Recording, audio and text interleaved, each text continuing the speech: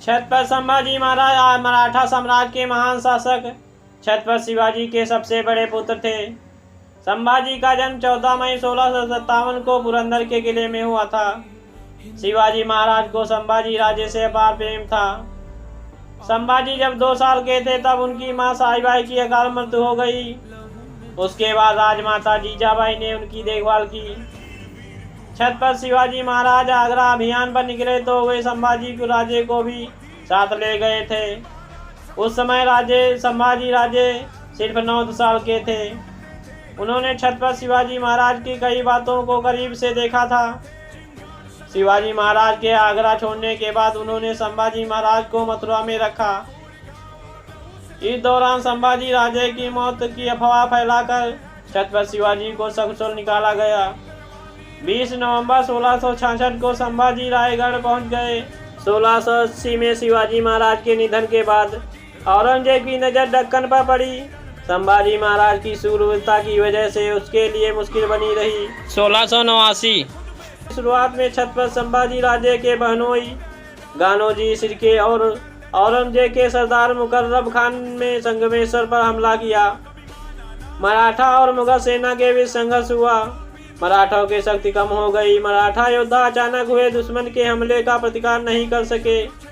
मुगल सेना संभाजी महाराज को जीवित पकड़ने में कामयाब रही। संभाजी राजे और कवि कलश को औरंगजेब के पास पेश करने से पहले बहादुरगढ़ ले जाया गया। औरंगजेब ने शर्त रखी थी कि संभाजी राजे धर्म परिवर्तन कर ले तो उनकी जान बख्श दी जाएगी। संभाजी राजे ने शर्त मानने से साफ इनकार कर दिया। 40 दिन तक औरंगजेब के अंतहीन अत्याचारों के बाद 11 मार्च 1689 को फागुन अमावस्या के दिन संभाजी महाराज की मृत्यु हो गई। असहनीय यातना सहते हुए भी संभाजी राजे ने स्वराज और धर्म के प्रति अपनी निष्ठा नहीं छोड़ी। अखंड भारतवर्ष ने उन्हें धर्मवीर की उपाधि से अभिभूषित किया। संभाजी महाराज को मौत से पहले भीषण शारीरिक यातनाएं दी गई थी। महीने भर तक उनको तड़पाया गया। सबसे पहले उनके हाथों को झुंझुने से बांधकर ऊँटों में बांधा गया। तुलापुर में संभाजी महाराज और कबीर कलश का जुलूस निकलवाया गया। हर यातना के साथ उन्हें इस्लाम कबूल करने के लिए कहा जाता था। औरंगजेब के कहने पर उनकी आंखों में गर्म लोहे की छड़ें डाल दी गई थी। दोनों हाथ काट दिए गए, यहाँ तक कि चमड़ी भी उधेड़ दी गई। हाथ काटने के 2 हफ्तों बाद उनका सर कलम कर दिया गया। संभाजी फिर भी झुके नहीं। 11 मार्च 1689 को हिंदू धर्म और स्वाभिमान की रक्षा के लिए अपने प्राणों की आहुति दे दी। केशव भट्ट और उमाजी पंडित ने संभाजी राज को अच्छी शिक्षा दी। कई ऐतिहासिक दस्तावेजों के अनुसार संभाजी अत्यंत रूपवान और वीर थे। संभाजी महाराज ने बचपन से ही राजनीतिक रणनीति और छापामार शैली सीख ली थी। छत्रपति शिवाजी महाराज के बाद संभाजी महाराज ने कई अभियान सफलतापूर्वक चलाए। वह कभी किसी अभियान में असफल नहीं हुए। छत्रपति संभाजी महाराज जैसा योद्धा उस समय भारत में कोई नहीं था।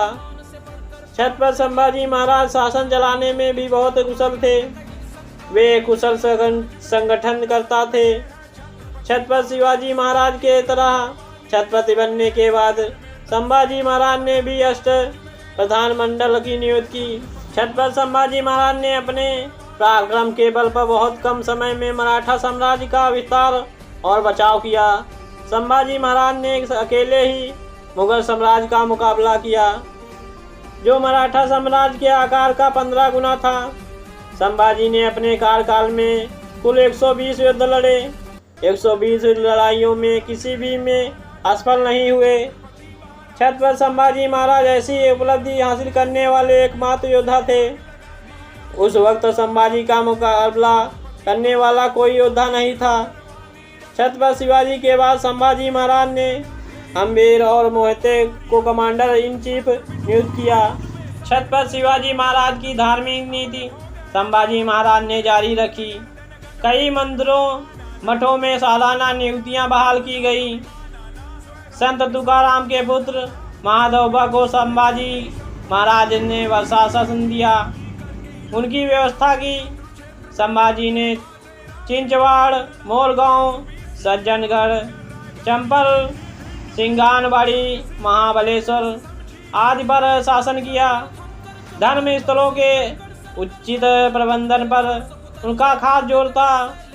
उस समय के पत्राचारों से संभाजी की उदार नीति का पता चलता है। ऐसी ही नॉलेजफुल जानकारी पाने के लिए हमारे चैनल को लाइक शेयर सब्सक्राइब करें और बेल आइकन को भी दबाएं। जय हिंद।